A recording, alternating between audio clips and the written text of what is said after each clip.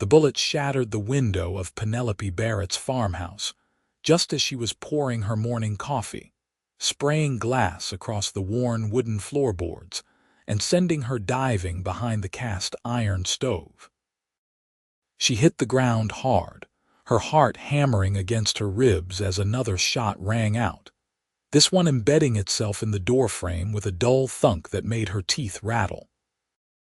It was the third time in as many weeks that someone had taken potshots at her property, and she knew exactly who was behind it.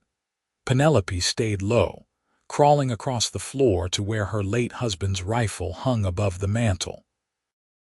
Her fingers closed around the smooth wood, and she checked the chamber with practiced efficiency.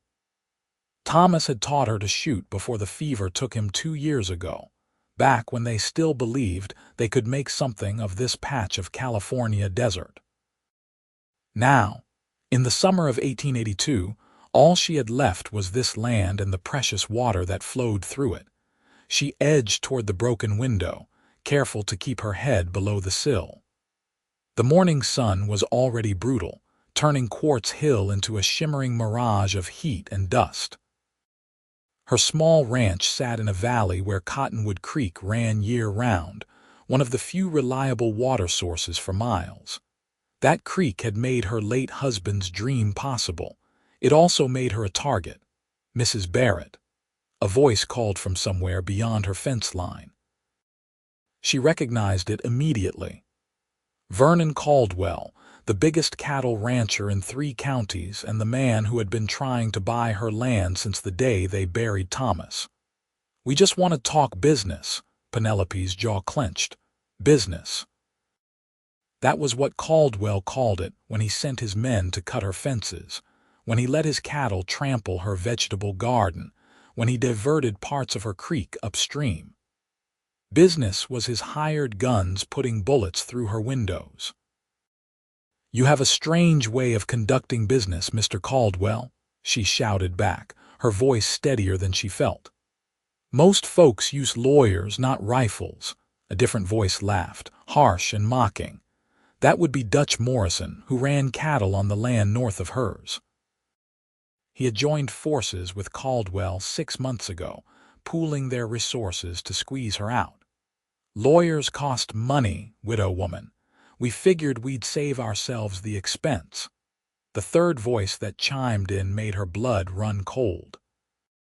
Samuel Hutchins owned the ranch to her west, and unlike Caldwell and Morrison, he had once been a friend.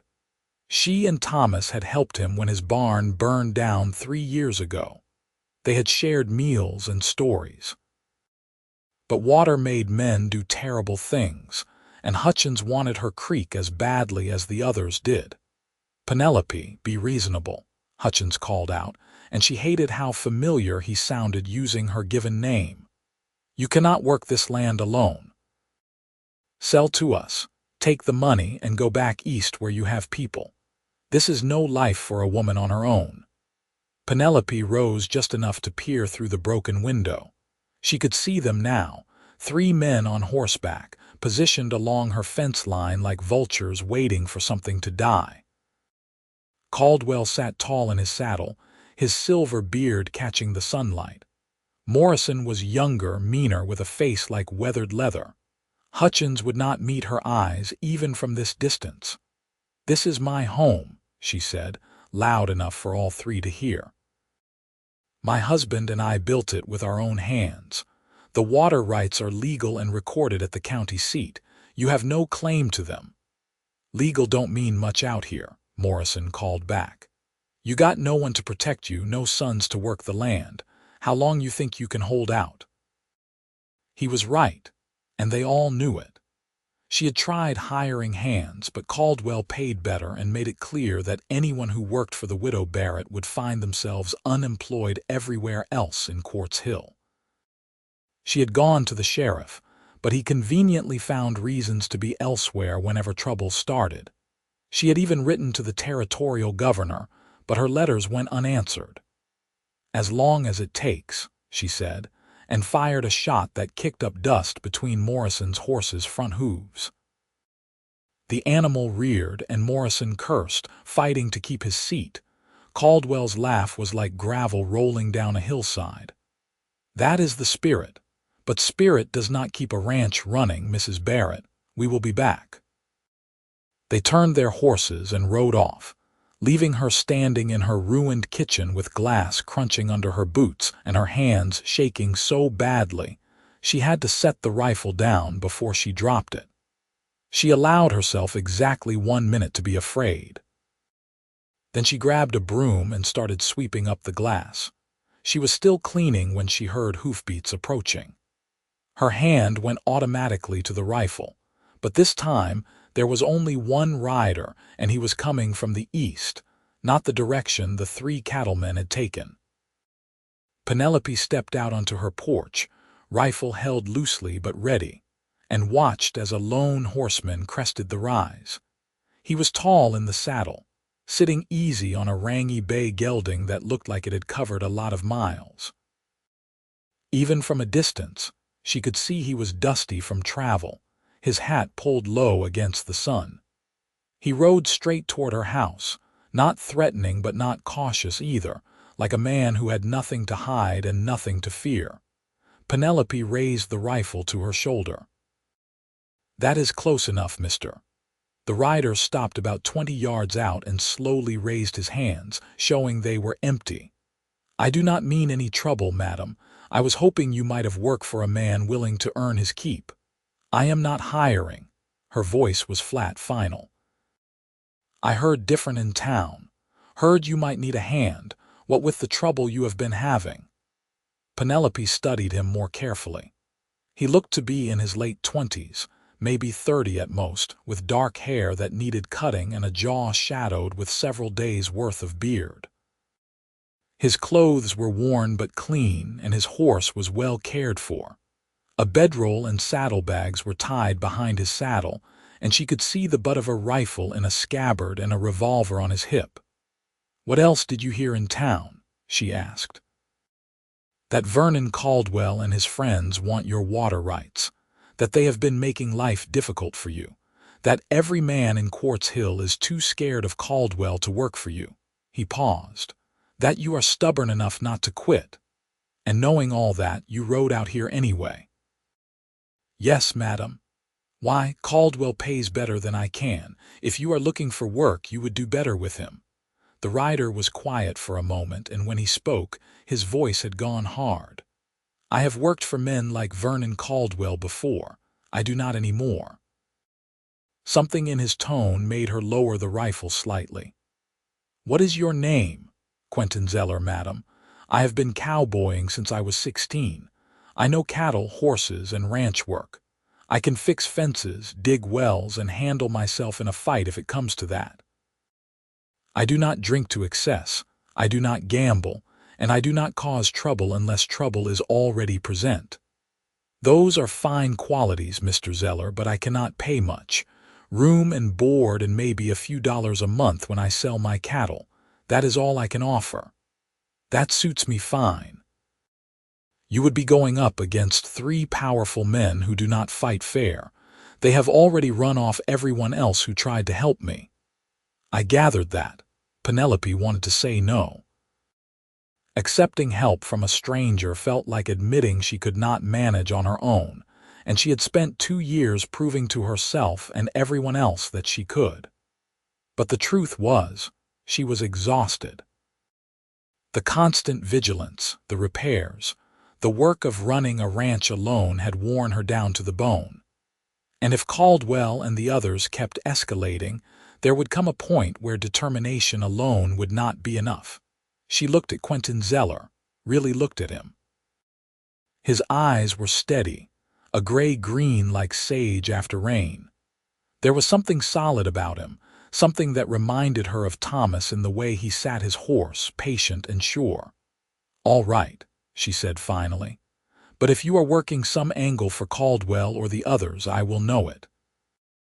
And I promise you will regret it." "Fair enough." He lowered his hands and dismounted, leading his horse forward. Up close, he was even taller than she had thought, probably 6 feet with broad shoulders and work-roughened hands. Where would you like me to start? You can put your horse in the barn. There is a spare stall and feed in the bin. The bunkhouse is behind the main house. It needs some work, but the roof does not leak. After you get settled, we need to ride the fence line.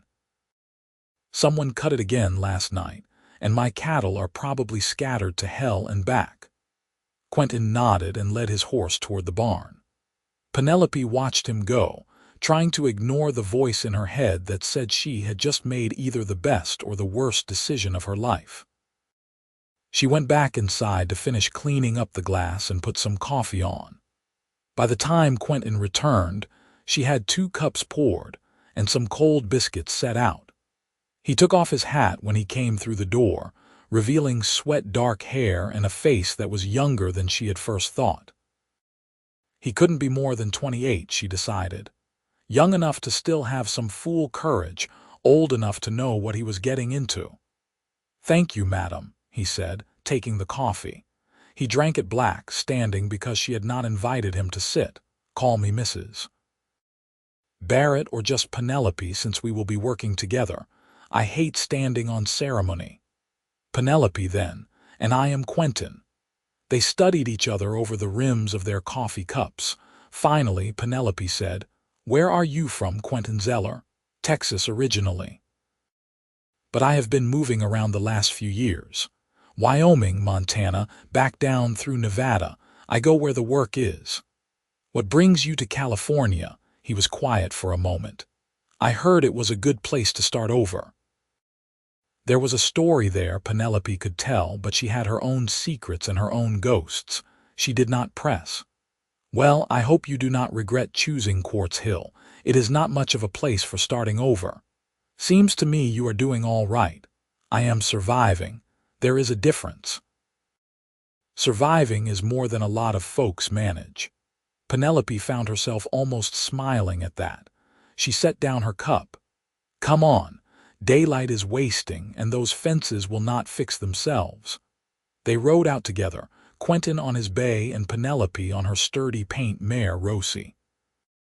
The land rolled out around them in waves of golden grass and scattered juniper, the creek a ribbon of green cutting through the brown. The Tehachapi Mountains rose blue in the distance, and overhead a hawk circled in the cloudless sky. Penelope had fallen in love with this land the first time Thomas brought her here. It was harsh and beautiful and honest in a way the civilized East had never been. Thomas had seen the potential in the water, in the grass, in the isolation. He had dreamed of building an empire here, a legacy to pass down to the children they would have. But there had been no children. Just work and hope, and then, at the end, fever and loss. Now the land was all she had left of those dreams, and she would be damned if she let Vernon Caldwell and his cronies take it from her. They found the first cut fence about a mile from the house. The wire snipped clean and pulled back to create a gap wide enough to drive cattle through. Quentin dismounted and examined it without comment, then went to work repairing it. Penelope helped, holding the wire while he spliced and twisted it back together. They worked in silence, but it was a comfortable silence, the kind that came from shared purpose. "They did not even try to hide it," Quentin said finally. "This was meant to send a message. Everything they do is a message. They want me to know I cannot stop them." "Can you?" Penelope looked at him sharply, but his expression was neutral, genuinely curious. "I have so far." "What is your plan? Long term, I mean. Even if we keep fixing fences and rounding up cattle, they have more men and more resources. They can afford to keep this up longer than you can." It was the question she had been avoiding for months. The truth was, she had no long-term plan beyond stubborn refusal to give up. But saying that out loud felt like admitting defeat. "I am working on it," she said instead. Quentin nodded and went back to the fence. They found 2 more cuts before noon, and a dozen head of Penelope's cattle grazing in Morrison's pasture. Getting them back meant driving them across Morrison's land in broad daylight, But Quentin did it without hesitation, pushing the cattle through the fence gaps and back onto Penelope's property while she kept watch. No one challenged them, but Penelope felt eyes on them the whole time. Morrison's ranch house sat on a hill overlooking the pasture, and she could see a figure standing on the porch, watching. When they had the last of the cattle through, the figure turned and went inside. "They will make us pay for that later," Penelope said. "Probably, but they are your cattle." "Legal does not mean much out here, remember? It should. That is the difference between civilization and chaos." Penelope laughed, surprising herself. "You sound like my late husband. He believed in the law and doing things the right way. It got him nowhere but an early grave. He died of fever, from what I heard. He died because he worked himself to death trying to make this place succeed by honest means while men like Caldwell cheated and stole their way to fortunes. The fever just finished what exhaustion started." Quentin looked at her for a long moment. "You are angry." "Of course I am angry." "Good. Anger will keep you going longer than hope will." They rode back to the house as the sun reached its peak. Penelope made sandwiches from yesterday's bread and some dried beef, and they ate on the porch where they could watch the approaches to the property. The heat was tremendous, turning the air thick and still. Quentin's shirt was dark with sweat, and Penelope could feel her dress clinging to her back. "There is a spot on the creek where it is deep enough to cool off if you want," she offered. "Just upstream from the house around the bend. I can show you after we eat." "That sounds good, thank you." The afternoon stretched into evening. They spent it mucking out the barn and fixing a broken stall door. Quentin worked steadily, efficiently, the kind of worker who did not need instruction or supervision. Penelope found herself relaxing in increments, the constant tension in her shoulders easing slightly. Over dinner, simple beans and cornbread that they ate at her kitchen table, Quentin asked about the ranch's history. Penelope found herself talking more than she had in months, telling him about Thomas's vision, about the early struggles, about the slow progress they had made. She did not mean to talk about Thomas's death, but somehow it came out anyway. "He made me promise not to give up," she said quietly. "Even when he knew he was dying, he made me swear I would keep the ranch, would not let them take it. I have honored that promise every day since." "That is a heavy burden to carry." "It is the only one I have that matters." Quentin was quiet, turning his coffee cup in his hands. "My father made me promise something once too. I broke that promise. I think about it every day." Penelope waited, but he did not elaborate. Finally, she said, "We all have our regrets." "Yes, madam, but some regrets are heavier than others." That night, lying in her bed and listening to the sounds of the desert, Penelope thought about Quentin Zeller and wondered what had brought him to her door. She did not believe in coincidence or divine providence, but she could not deny that his timing had been remarkably convenient. She would watch him, she decided. Trust would have to be earned. The next morning brought new trouble. Penelope woke to find 2 of her milk cows dead in the pasture, shot through the head sometime during the night. Quentin was already examining the bodies when she ran out, her nightdress hastily covered with a shawl. "Caldwell?" she asked. "Or one of the others? Hard to say. No tracks to speak of." They were smart about it. Penelope stood over the dead animals, fury and grief warring in her chest. These cows had been gifts from Thomas, purchased with money they could barely spare. She had named them Daisy and Belle. They had provided milk and butter and cheese, small luxuries that made life bearable. "They are escalating," she said, her voice hard as stone. "Yes." "What would you do if you were me?" Quentin stood and looked at her.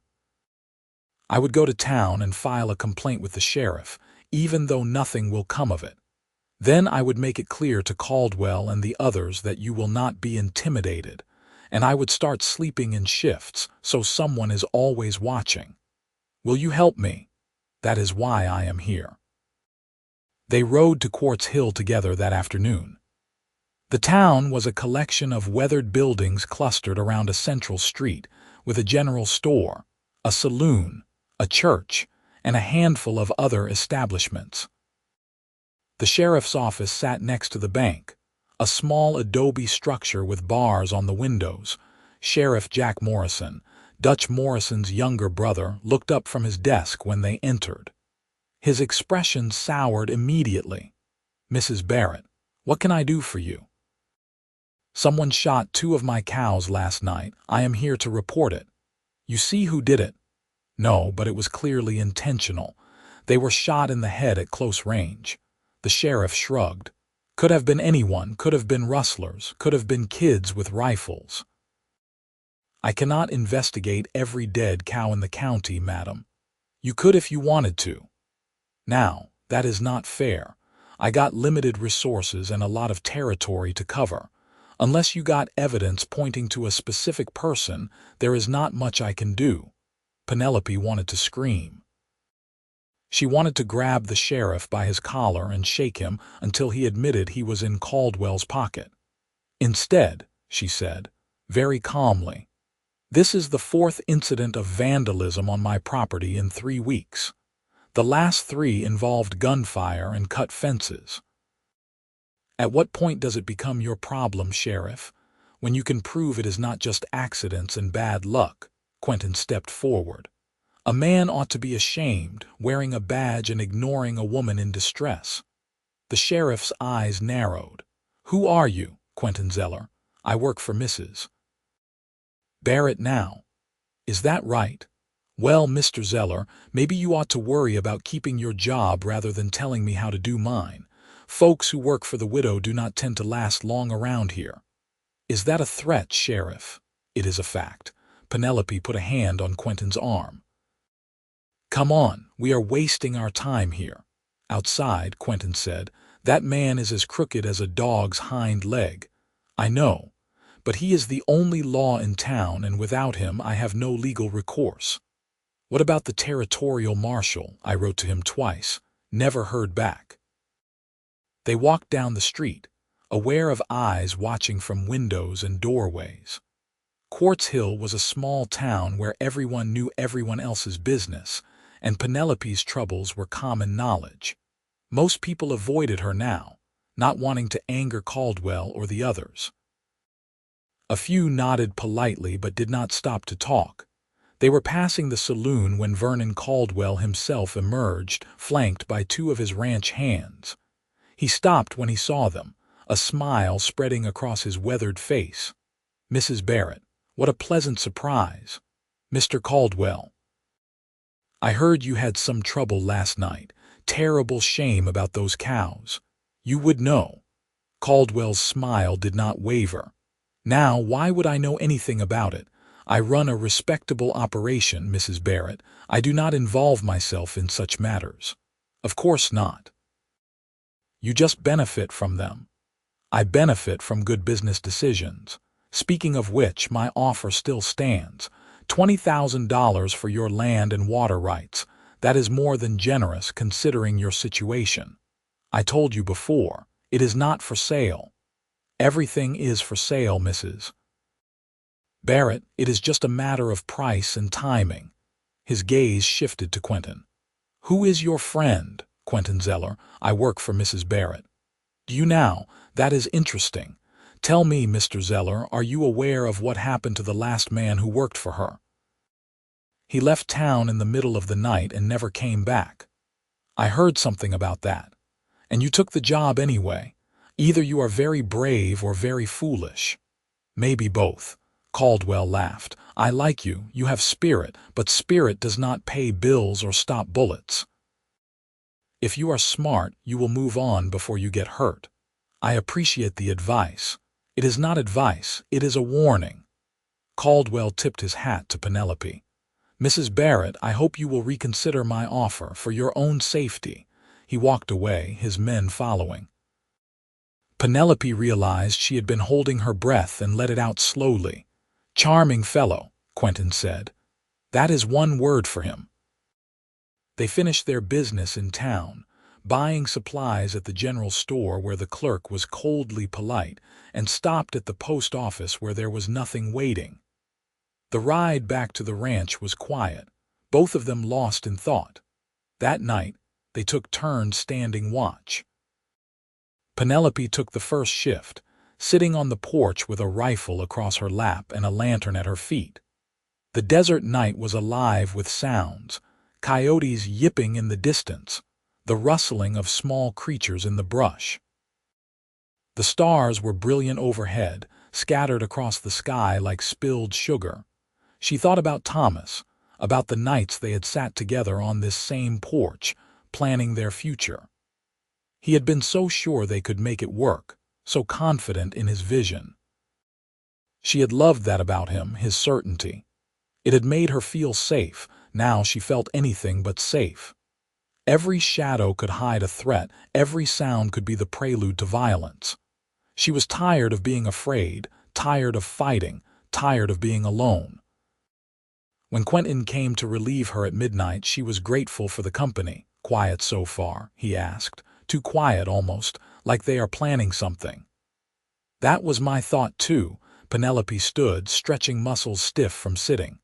"Quentin, why did you really come here?" "I do not believe in coincidence, and your timing was awfully convenient." He was silent for a moment, his face shadowed in the lamplight. "I told you the truth. I was looking for work and heard you might need help. But why me specifically? There are plenty of ranches around here." "Because you are fighting back. Because you have not given up, even though everyone expects you to. That is worth something. Worth getting yourself killed, maybe. Or maybe I am tired of watching men like Caldwell take whatever they want while decent people suffer. Maybe I want to be on the right side for once." There was pain in his voice, raw and honest. Penelope wanted to ask what he meant, what had happened to put that edge in his words, but she held back. Instead, she said, "Thank you for staying. You are welcome." She went inside, but sleep was a long time coming. The days fell into a pattern. They worked the ranch together, repairing what Caldwell and the others destroyed, rounding up scattered cattle, maintaining the property. At night, they took turns on watch. It was exhausting, but having Quentin there made it bearable.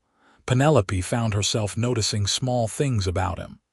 The way he always checked the horses before tending to his own needs. The quiet competence with which he approached every task.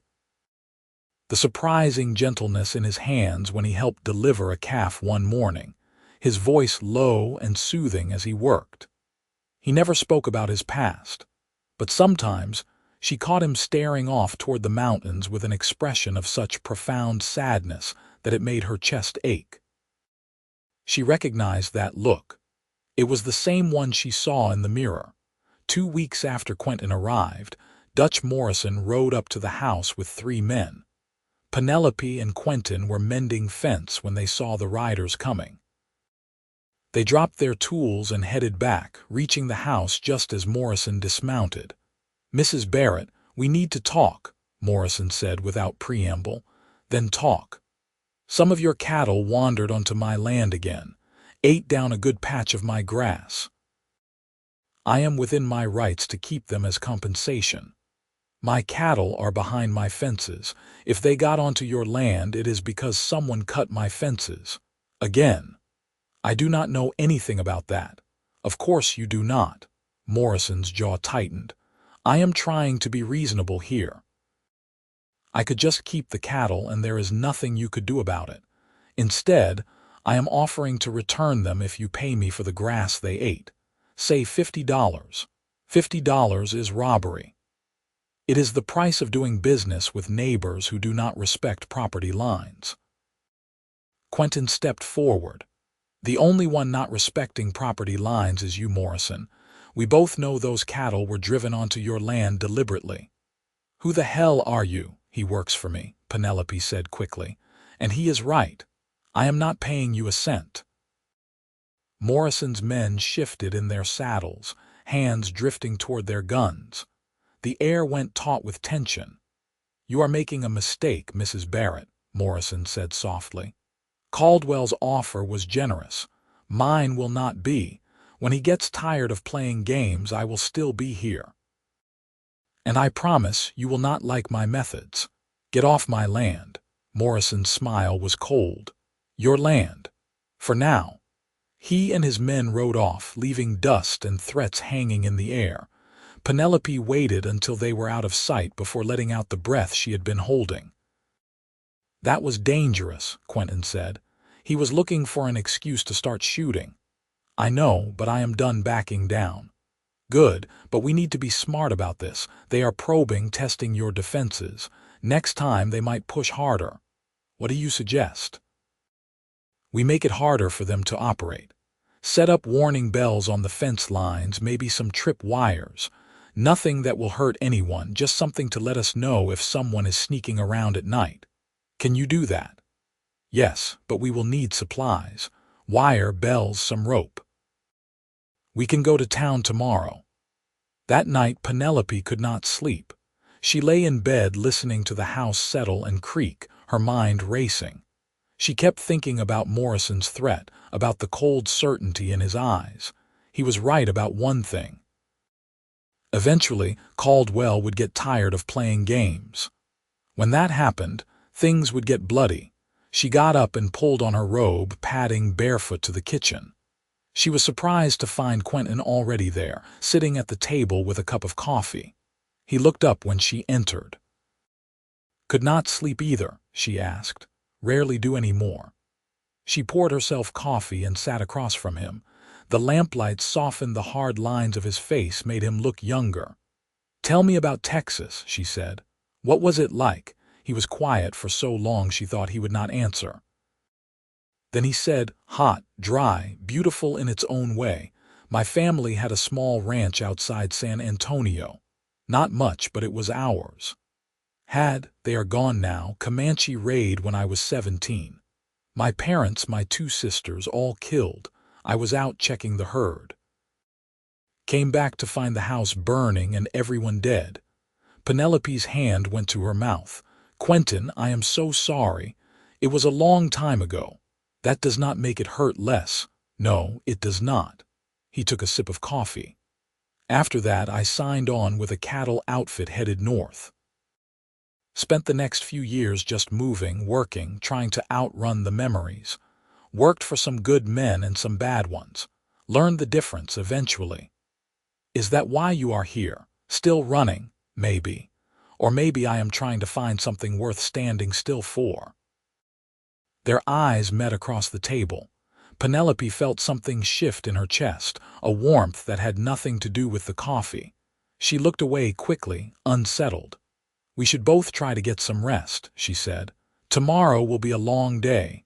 "Yes, madam." But neither of them moved. They sat in the lamplight, drinking coffee and talking quietly until the first gray light of dawn crept through the windows.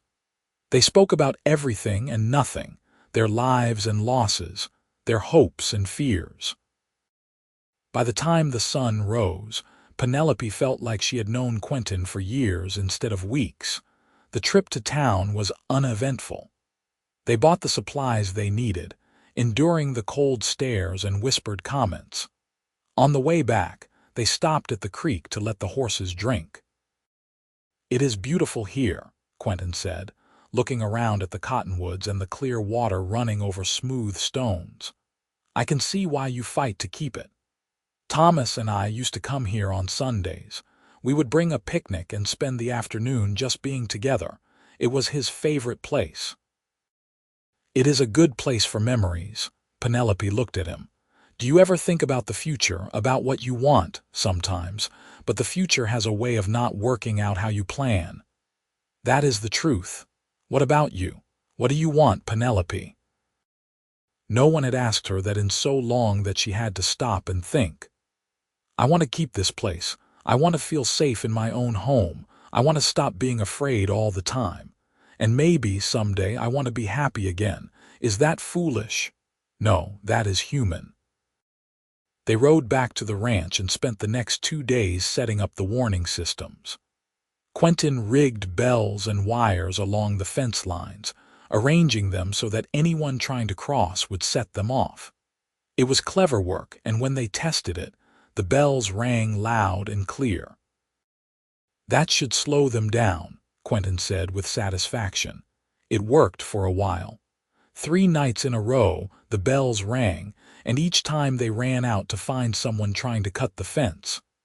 The would-be intruders fled before Quentin could reach them, but the harassment stopped. For almost a week, there was peace. Penelope dared to hope that maybe, just maybe, they had won a small victory. Then Samuel Hutchins came calling. He arrived alone in the middle of the afternoon, riding slowly with his hands visible. Penelope watched him approach from the porch, Quentin standing beside her. "Samuel," she said when he was close enough to hear. "Penelope, may I speak with you? You are speaking. Please.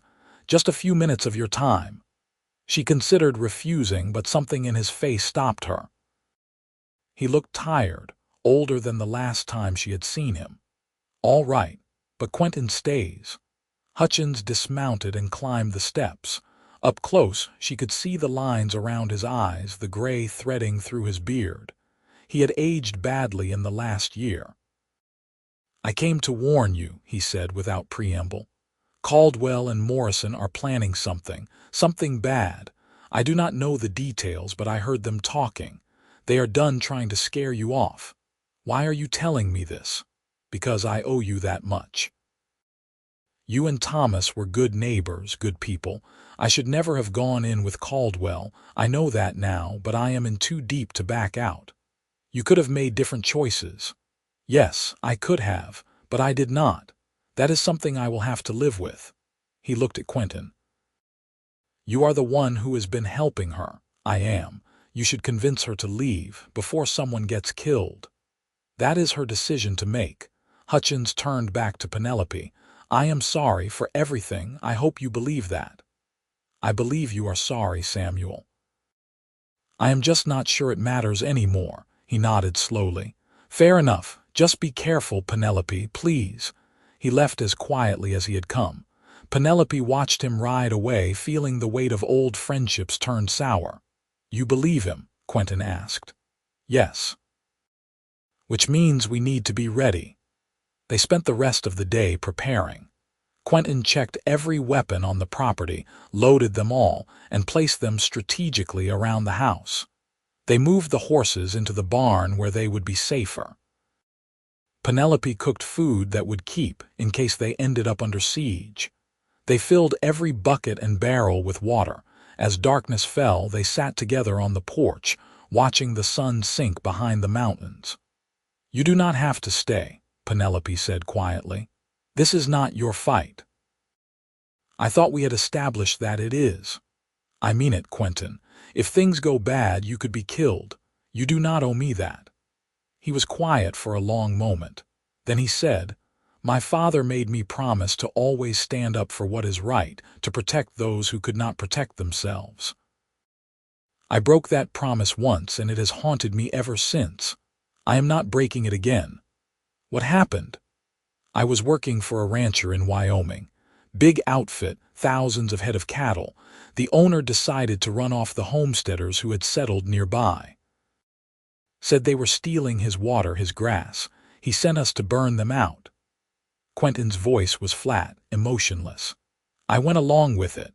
Told myself I was just following orders, just doing my job. We burned 3 families out of their homes. One of them, a little girl about 7 years old, she looked at me while her house burned behind her. Just looked at me with these big eyes, like she could not understand how people could do something like that. I have been seeing those eyes ever since." Penelope reached out and took his hand. It was warm and rough and solid. "You were young. That is not an excuse. No, but it is a reason. You made a mistake. You are trying to do better now. That counts for something, does it?" "Yes, it does." He turned his hand over, lacing his fingers through hers. They sat like that as the stars came out, holding hands in the darkness, drawing strength from each other. The attack came 2 nights later. Penelope was on watch when she heard the bells start ringing, first one set, then another, then a third. Too many to be an accident. She fired the warning shot they had agreed on, and Quentin came running from the bunkhouse, rifle in hand. "How many?" he called. "I cannot tell, at least 3 different locations. They are trying to spread us thin. You stay here and guard the house. I will check the barn. Be careful." He was already gone, disappearing into the darkness.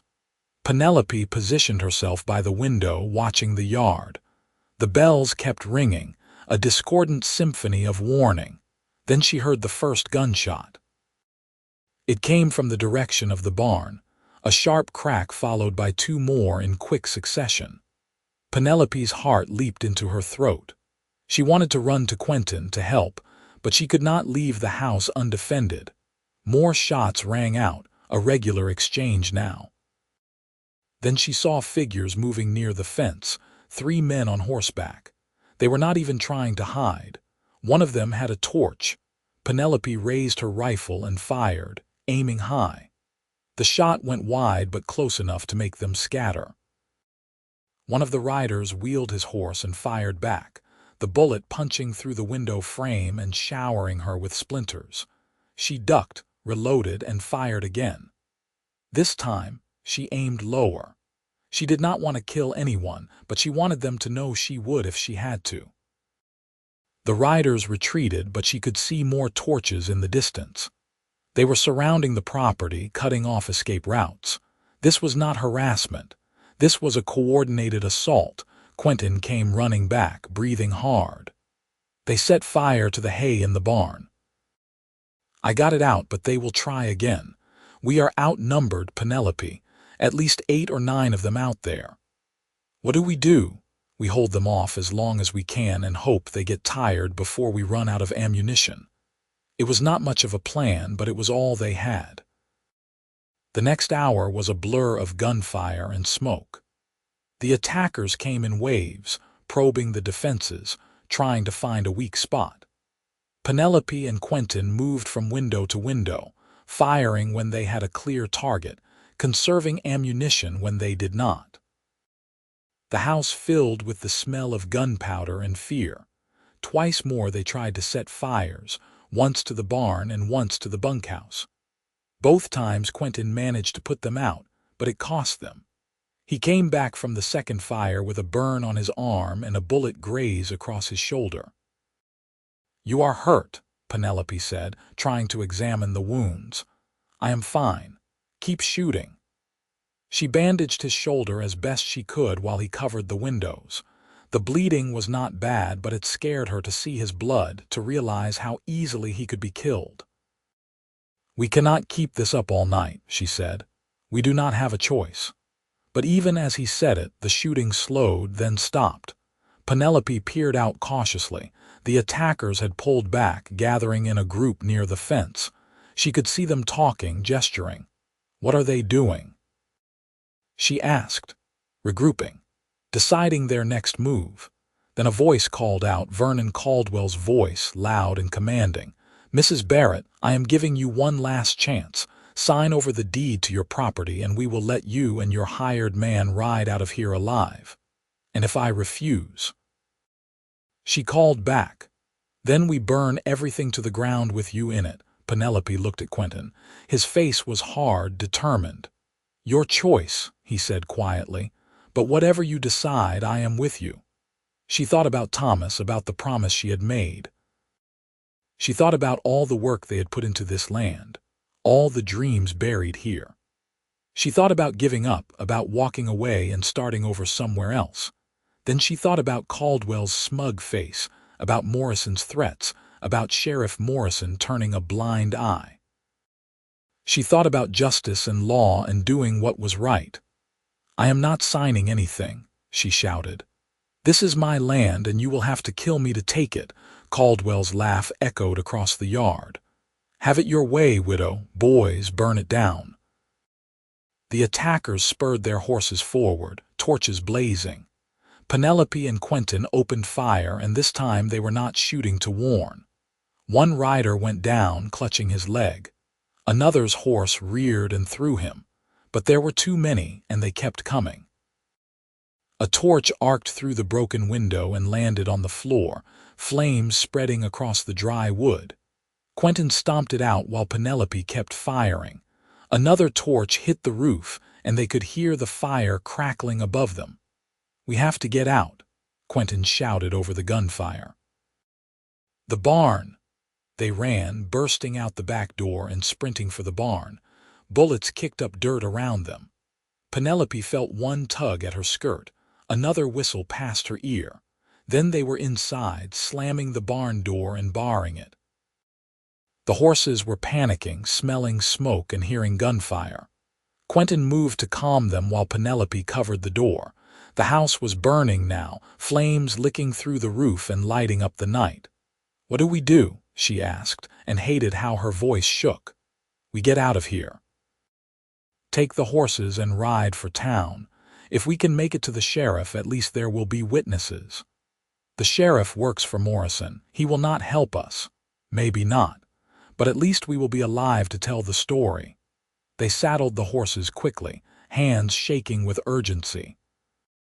Penelope grabbed what she could, her husband's rifle, a bag of ammunition, a canteen. Then they mounted up and Quentin kicked open the back door of the barn. They rode out into hell. The yard was full of armed men, at least a dozen now. Someone had brought more torches, and the entire ranch was lit up like daylight.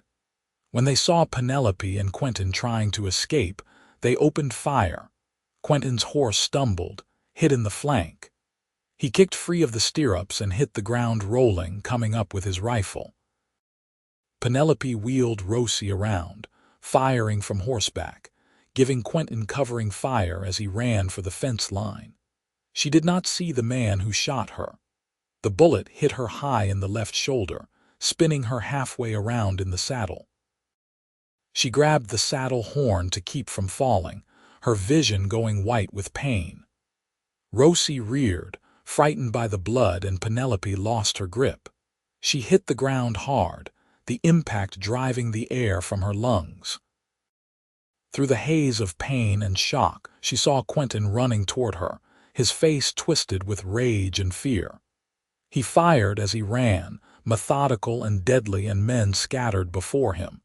He reached her side and dropped to his knees, his hands already moving to staunch the bleeding. "How bad?" he asked. "Bad enough. Go, save yourself." "Not a chance." He lifted her as gently as he could and carried her toward the creek. Bullets followed them, but he moved with single-minded purpose, ignoring everything except getting her to safety. They reached the cottonwoods by the water, and he laid her down behind a fallen log. "Stay down," he ordered, and then he was moving again, back toward the attackers. Penelope watched through pain-blurred eyes as Quentin Zeller went to war. He was outnumbered at least 10-1, but he fought like a demon. He used every bit of cover, every shadow, moving and shooting with a precision that spoke of hard experience. Men fell before his rifle, some dead, some wounded. The others began to realize they had underestimated him. Vernon Caldwell's voice rang out, angry now instead of confident. "Kill him! Kill them both!" But Quentin was already gone, disappearing into the darkness like smoke. Shots rang out wildly, men firing at shadows. Then there was a scream, cut short, and one of the attackers went down with a knife in his ribs. The attackers began to lose their nerve. What had started as a sure thing, an easy way to get rid of a stubborn widow, had turned into a nightmare. Dead and wounded men littered the ground. The stranger they had dismissed as just another drifter was picking them off like a professional killer. "Retreat!" someone shouted. "Fall back!" The surviving attackers scrambled for their horses and fled into the night, leaving their dead and wounded behind. Vernon Caldwell was among the last to leave, his face contorted with fury and disbelief. Silence fell over the ranch, broken only by the crackle of flames and the moans of the wounded. Quentin emerged from the shadows and ran back to where Penelope lay. She was conscious but fading fast, her face pale in the firelight. He tore strips from his shirt and pressed them against her shoulder, trying to stop the bleeding. "You are going to be all right," he said, and she could hear the desperation in his voice. "Stay with me, Penelope." "Please stay with me. Did we win?" she whispered. "Yes, we won. They are gone. Good. That is good." Her eyes were starting to close. "Quentin, I am so tired." "I know, but you have to stay awake. We have to get you to a doctor." "There is no doctor in Quartz Hill."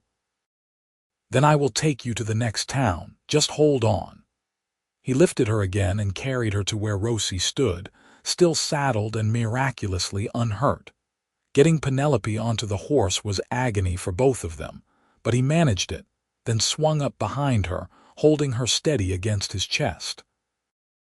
They rode through the night, Penelope drifting in and out of consciousness while Quentin held her and whispered to her, telling her stories, keeping her connected to the world. The nearest doctor was in Tehachapi, 15 miles away. It felt like 1500. Dawn was breaking when they finally reached the town. Quentin pounded on the doctor's door until a sleepy man in his 50s answered, took one look at Penelope's pale face and blood-soaked clothing and ushered them inside. "Gunshot wound," Quentin said. "High shoulder. She has lost a lot of blood." The doctor, a man named Harrison, went to work immediately. Quentin paced the waiting room, his clothes still covered in Penelope's blood, his mind replaying the attack over and over. He should have been faster, should have seen the shooter, should have protected her better. It was 3 hours before Dr. Harrison emerged, wiping his hands on a towel. "She is stable," he said. "The bullet went through clean, missed the major vessels. She was lucky. Another few inches to the right and she would have bled out before you got her here. Can I see her? She is sleeping. But yes, you can sit with her." Penelope looked small in the hospital bed, her face pale against the white pillows. Her left shoulder was heavily bandaged, and her breathing was slow and steady. Quentin pulled a chair next to the bed and took her hand, careful not to disturb the Roman 4 line the doctor had placed. He sat there for hours, just watching her breathe, grateful beyond words that she was alive. Sometime during his vigil, exhaustion claimed him, and he fell asleep with his head on the edge of the bed, still holding her hand. When Penelope woke, the first thing she saw was Quentin asleep beside her, his face drawn with exhaustion, dried blood still visible on his shirt. Her shoulder throbbed with every heartbeat, but she was alive. They were both alive. She squeezed his hand gently and his eyes opened immediately. For a moment he just stared at her as if making sure she was real. Then he smiled and it transformed his entire face. "Welcome back," he said. "How long?" "2 days. Dr. Harrison said you needed the rest." "The ranch," his smile faded. "Burned. The house, the bunkhouse, most of the barn. I am sorry, Penelope." She should have felt devastated. That ranch had been everything. But lying there, looking at Quentin's worried face, she felt something else entirely. Relief. Freedom. The ranch had been a burden as much as a home, a promise that had become a prison. Thomas would have understood. "It is all right," she said. "Is it?" "I think so." "What happened to Caldwell and the others?" "That is the interesting part. When you were stable enough to leave, I rode back to Quartz Hill and went straight to the territorial marshal's office. Turned out they had been investigating Caldwell for months, something about stealing government land. I gave them a full account of the attack, including the names of everyone I recognized. They rounded up Caldwell, Morrison, Hutchins, and about 6 others. There will be a trial. Will they convict with the evidence? Yes, I am sure of it. And even if they somehow walk, their reputations are ruined.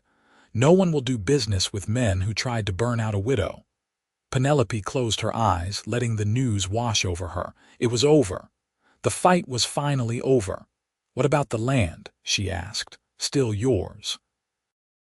The water rights, the deed, all legal and recorded. When you are well enough, we can go back and see about rebuilding. She opened her eyes and looked at him. Do you want to rebuild? That depends. On what? On whether you want me to stay. Penelope's heart beat faster. Quentin, I need to ask you something. These last few weeks working together, fighting together, I have felt something I have not felt in a very long time. I do not know if it is just gratitude or relief or something more, but I need to know if you feel it too. Quentin was very still. Then he said, I started falling in love with you the first day I rode up to your house. You were standing on that porch with a rifle in your hands and fire in your eyes, and I thought you were the bravest, most beautiful thing I had ever seen. Every day since then, I have loved you more. So yes, Penelope, I feel it too. Tears spilled down her cheeks. I loved Thomas. He was a good man, I know. But he is gone, and you are here, and I think I might be falling in love with you too. Quentin leaned forward and kissed her forehead, gentle and reverent. Then when you are healed, if you want, we can rebuild the ranch together. Make it ours instead of just yours. Build something new on top of the old. I would like that. And Penelope, this time you will not have to fight alone. Whatever comes, we face it together. Together, she agreed. She spent 2 more weeks in Dr. Harrison's care, regaining her strength. Quentin stayed with her the entire time, sleeping in a chair by her bed, helping her eat, reading to her from newspapers and dime novels. They talked for hours, sharing their histories, their dreams, their fears. They learned each other in the slow, steady way that builds a foundation for something lasting. When she was finally strong enough to travel, they rode back to Quartz Hill. The town had changed in their absence. News of the attack and the arrests had spread, and public opinion had shifted dramatically. Where before people had avoided Penelope out of fear, now they greeted her with respect and, in some cases, admiration. She had stood up to the biggest ranchers in the territory and won. The ranch was a ruin. The house was a blackened shell, the bunkhouse gone entirely. But the barn was salvageable, and the fences, though damaged, could be repaired. The creek still flowed clean and clear through the property, the cottonwoods still provided shade, and the land itself was unchanged. Quentin helped her down from the horse and they stood together, surveying the damage. It looks worse than it is, he said. The foundation is solid, we can rebuild. It will take months, years maybe, we have time. Penelope turned to face him. Quentin Zeller, I have a question to ask you. I am listening. Would you marry me? Help me rebuild this place not as my hired hand but as my husband. Build a life here together. Quentin's smile was bright as sunrise. Penelope Barrett, I would be honored. They were married 3 weeks later in the Quartz Hill Church, with half the town in attendance. Penelope wore a simple dress of pale blue, and Quentin wore new clothes purchased specially for the occasion. Dr. Harrison gave the bride away, and the local minister, who had always been kind to Penelope even when others were not, performed the ceremony. Samuel Hutchins attended, though he sat in the back and left before the reception. Penelope caught his eye once during the ceremony and saw genuine happiness there, mixed with regret. She nodded to him, a small gesture of forgiveness. The past could not be changed, but it could be acknowledged and released. Vernon Caldwell and Dutch Morrison did not attend. They were in territorial prison awaiting trial. After the ceremony, there was a small party at the general store. People brought food and drink, and someone had a fiddle. Quentin and Penelope danced in the street, laughing like children, their troubles temporarily forgotten. That night, they returned to the ranch.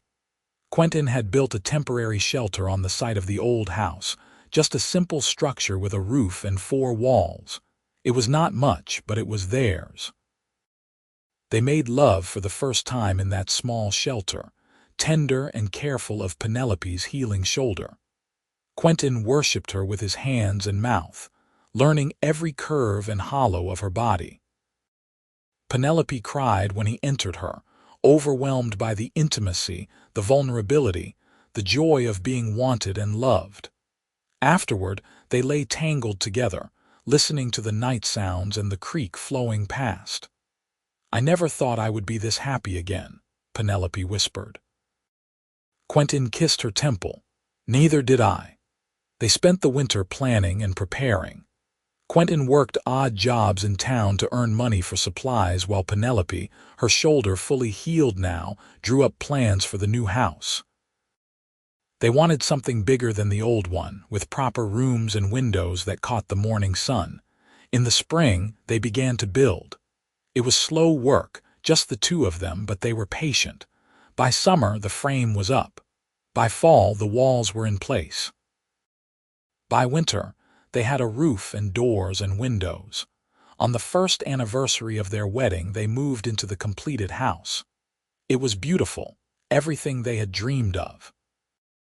Hardwood floors, a proper kitchen, a bedroom with a real bed, and even a small room that Penelope said would make a perfect nursery someday.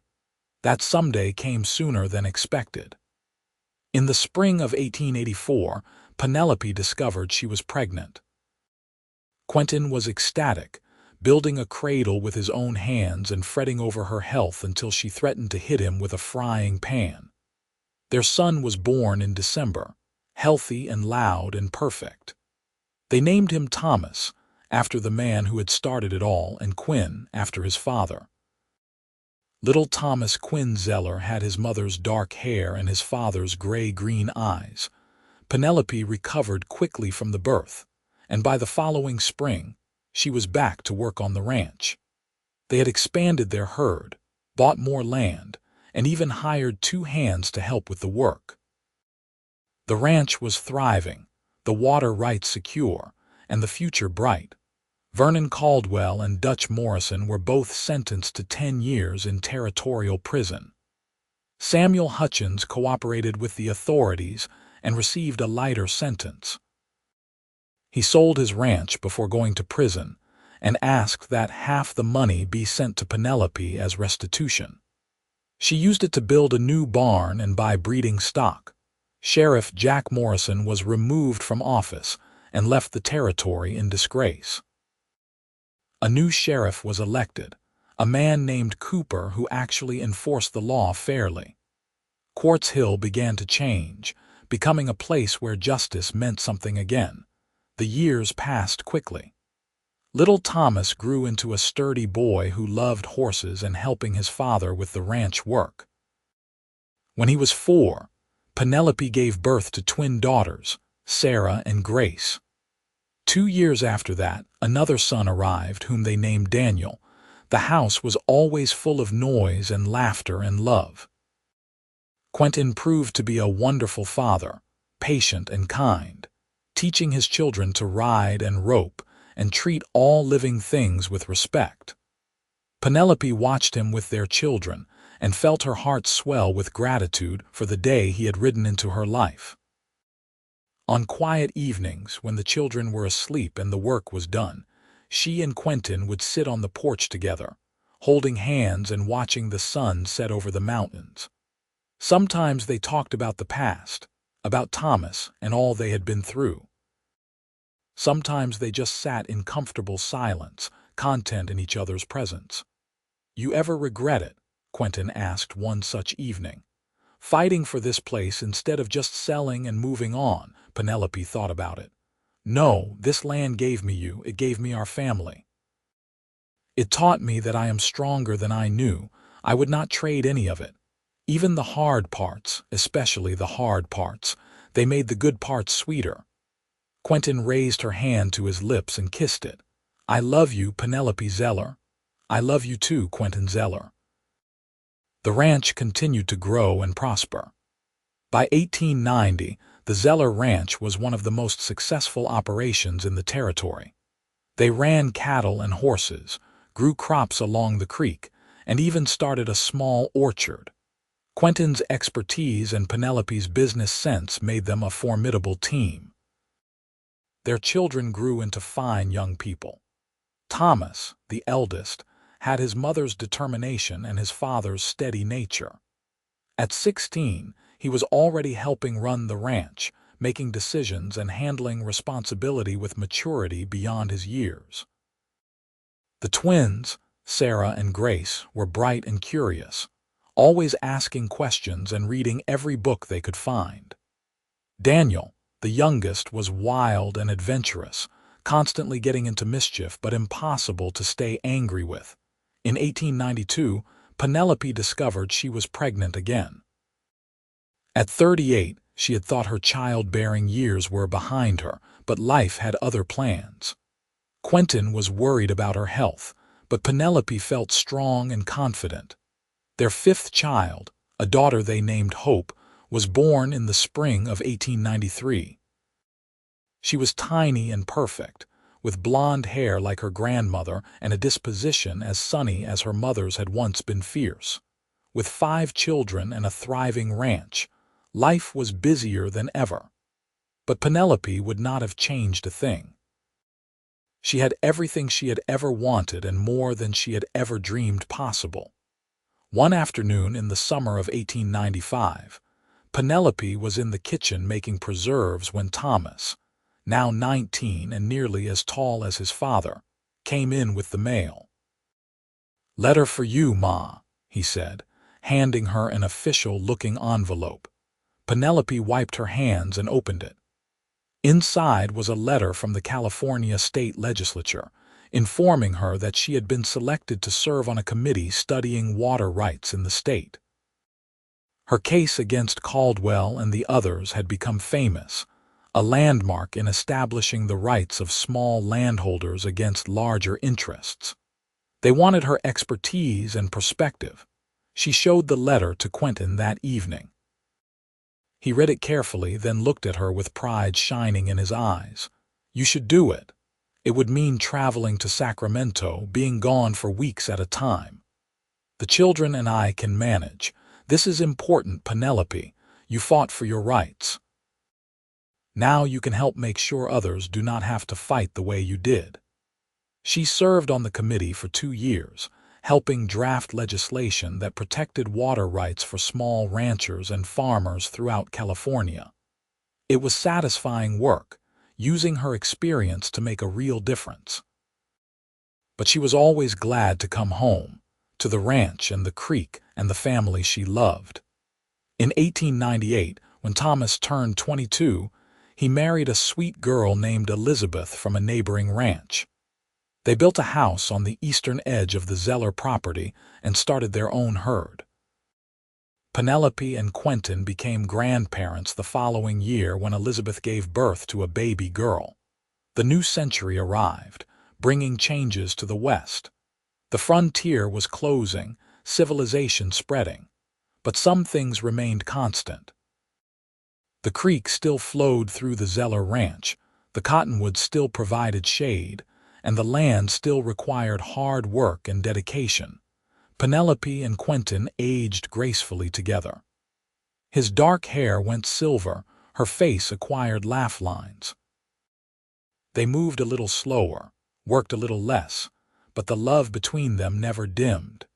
If anything, it grew stronger with each passing year. On their 20th wedding anniversary, Quentin surprised her with a trip to San Francisco. They had never taken a real honeymoon, too busy rebuilding the ranch. Now, with their children grown and capable of managing things, they could afford the time. They stayed in a fancy hotel, ate in restaurants, and walked along the waterfront holding hands like young lovers. One evening, standing on the deck of a ferry boat watching the sunset, Quentin turned to Penelope and said, "Thank you." "For what?" "For taking a chance on a drifter with nothing to offer but his word and his work. For building a life with me. For loving me even when I did not deserve it. For everything." Penelope smiled, the same fierce, beautiful smile that had captured his heart 2 decades ago. "You gave me back my life, Quentin. You gave me love and family and joy. I should be thanking you. Then we are both grateful." "Yes, we are." They returned to the ranch renewed and refreshed. The years continued to pass, bringing joys and sorrows in equal measure. They lost friends to age and illness.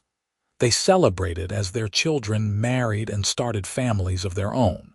They watched their grandchildren grow and thrive.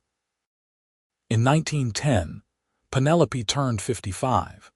She was still strong and active, still involved in the ranch work, though she left more of the heavy lifting to her sons and hired hands. Quentin, at 58, had slowed down considerably but remained sharp and engaged. That summer, they decided to host a family reunion at the ranch. All 5 children came with their spouses and children, filling the house and the yard with laughter and chaos. There were 12 grandchildren now, ranging in age from infant to teenager, and they ran wild across the property that had been so hard won. One afternoon, Penelope stood on the porch watching the children play by the creek, the same creek she had fought so hard to keep. Quentin came up behind her and wrapped his arms around her waist. "We did all right, did not we?" he said. "Better than all right. We did beautifully." "Any regrets?" Penelope leaned back against him, feeling his solid warmth, his steady heartbeat. "Not a single one." They stood there together, watching the sun sparkle on the water and the children splash and play. The ranch that had once been a battleground was now a haven, a place of love and family and belonging. The water that had caused so much conflict now nurtured generations. In the distance, the mountains rose blue and eternal. The desert wind whispered through the cottonwoods. And Penelope Barrett Zeller, who had once been a widow fighting for survival, was now a woman surrounded by love, proof that sometimes the hardest fights lead to the greatest victories. As the sun began to set, painting the sky in shades of gold and crimson, the family gathered for dinner. 3 long tables had been set up in the yard, laden with food that Penelope and her daughters and daughters-in-law had prepared. It was a feast worthy of the occasion. Quentin stood and raised his glass. "I want to propose a toast," he said, his voice carrying across the gathering. "To Penelope, the bravest woman I have ever known, to the children and grandchildren who are her legacy, and to this land which has given us everything. May we always remember that what we have was hard-won and worth fighting for." To Penelope, everyone chorused, raising their glasses. Penelope felt tears pricking her eyes. She looked around at the faces gathered there, each one precious and beloved. Her children, strong and capable.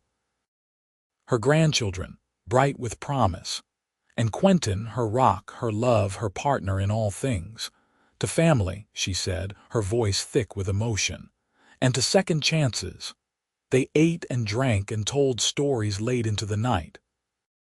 The children eventually fell asleep in piles on blankets spread beneath the stars. The adults talked quietly, sharing memories and dreams. When everyone had finally gone to bed, Penelope and Quentin sat alone on the porch, as they had so many nights before. The ranch was quiet except for the eternal sound of the creek and the occasional call of a night bird. "You remember the night we met?" Penelope asked. "Every detail. You were standing right there with a rifle, threatening to shoot me if I came any closer. You came closer anyway." "Best decision I ever made." Penelope took his hand. "Mine too." They sat in comfortable silence, 2 people who had weathered storms and emerged stronger for it. The years had been kind to them, all things considered. They had built something lasting, something worth the blood and sweat and tears it had cost. "Quentin," Penelope said softly. "Yes. If you could go back and change anything, would you?" He thought about it for a long moment. "Maybe I would have kissed you sooner," he said with a smile. "But no. I would not change a thing. Every moment, good and bad, led us here, and here is exactly where I want to be. Me too." The moon rose full and bright, casting silver light across the ranch. In that light, They could see the house they had built together, the barns and corrals, the fences and fields. All of it testimony to what could be achieved through love and determination. Years later, when they were both well into their 70s, they would tell their great-grandchildren about the old days, about the fight for water rights, about standing up to powerful men, about building a life from ashes and determination. The children would listen with wide eyes, unable to imagine their gentle grandparents as young warriors fighting for survival. But Penelope and Quentin would remember. They would remember every moment of those desperate times, and they would be grateful for all of it. Because without the struggle, they might never have found each other.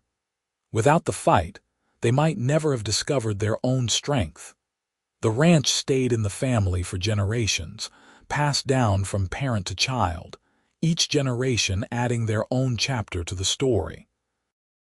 The creek continued to flow, eternal and life-giving. The cottonwoods grew tall and provided shade for countless summer afternoons.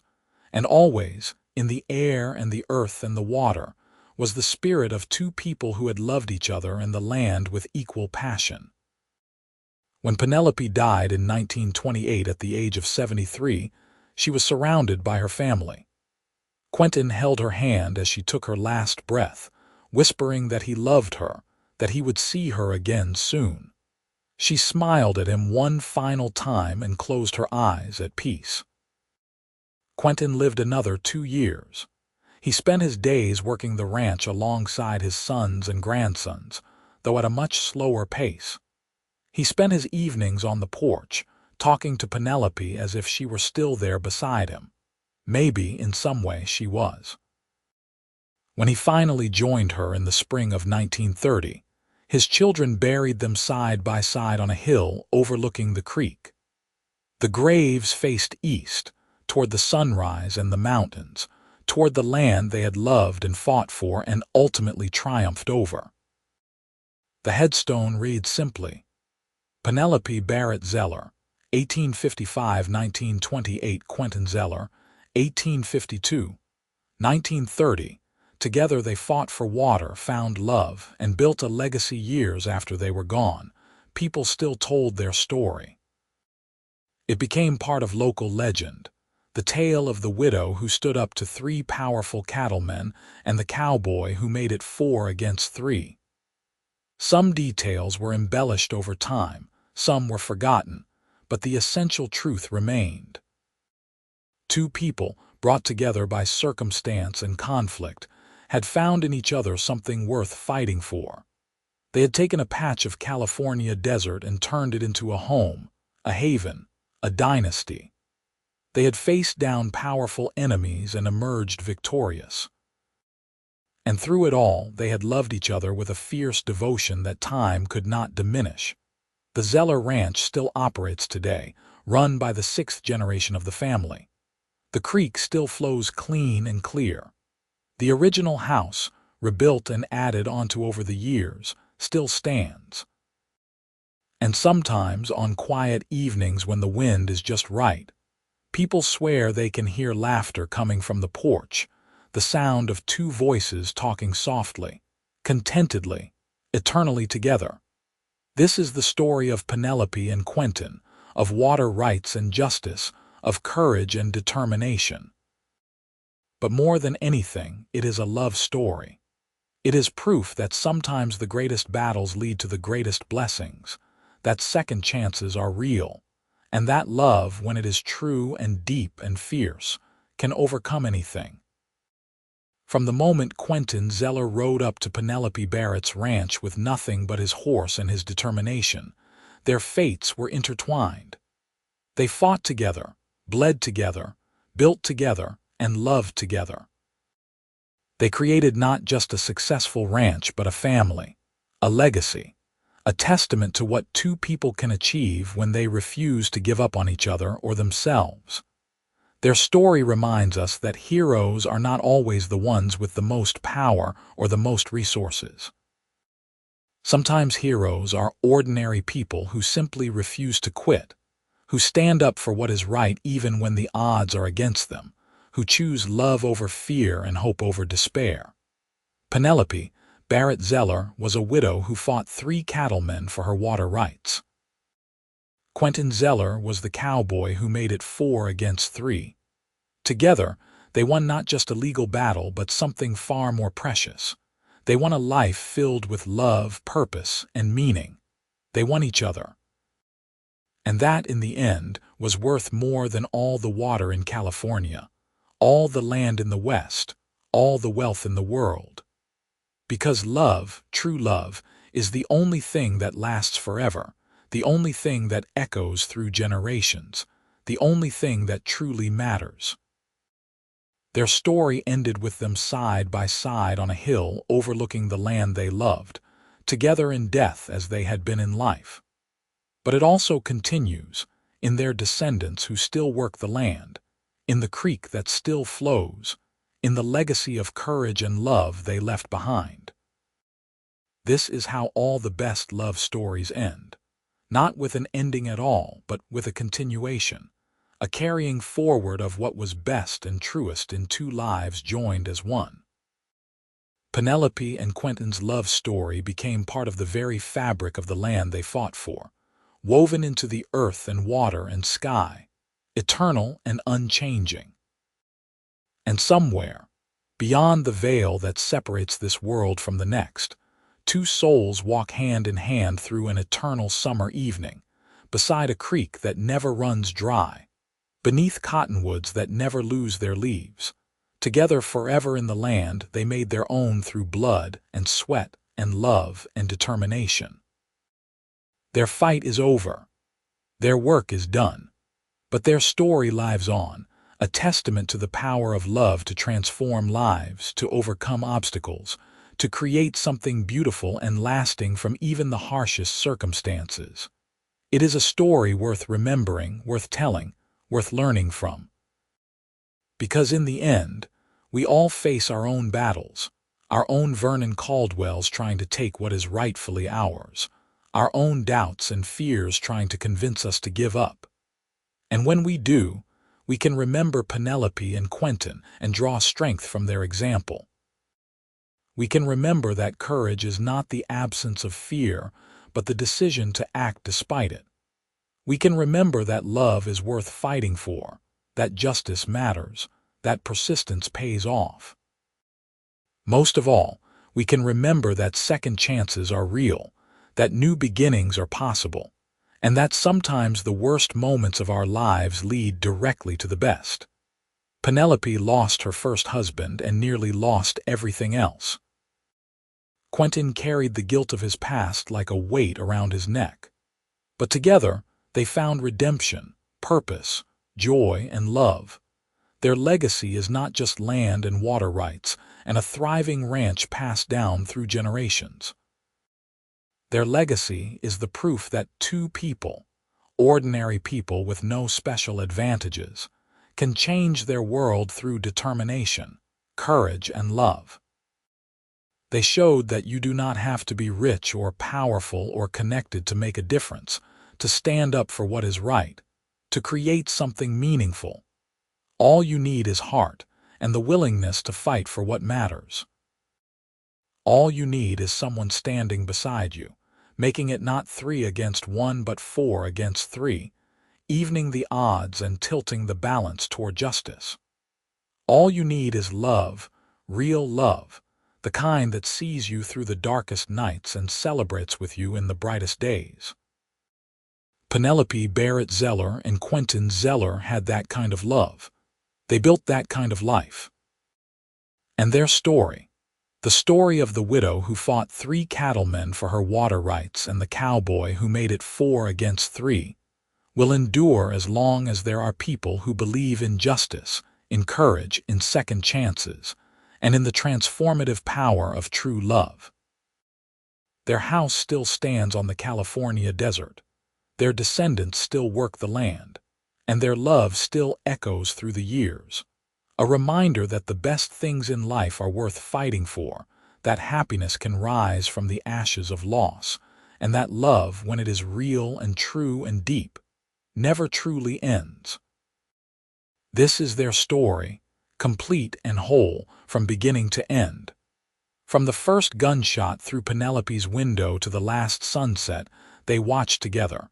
From the moment they met to the moment they left this world.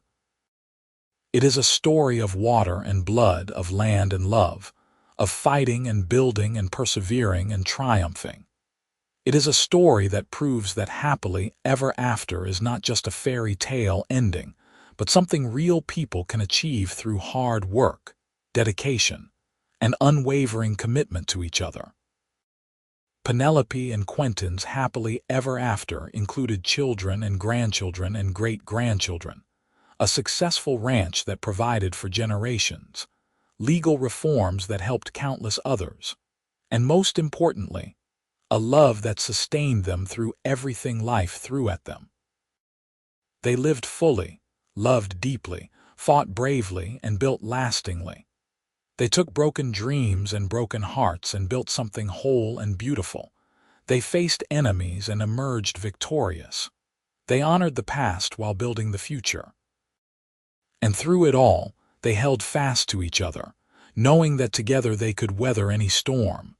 This is the complete story of Penelope and Quentin, the widow and the cowboy, the fighter and the protector, the partners and the lovers. May their story inspire others to fight for what is right, to never give up, to believe in second chances, and to trust that love, real love, can overcome anything. Their water still flows through the California desert, sustaining life just as their love sustained them and their descendants. Their legacy lives on in every person who stands up against injustice, in every couple who chooses to fight together rather than alone, in every person who believes that a better future is possible if we are willing to work for it. And so their story ends where it began, on a ranch in Quartz Hill, California, where water flows eternal and love conquers all, where two people found each other against all odds and built a life that mattered, a love that lasted, and a legacy that endures. This is the end of their story, and the beginning of its eternal echo through time.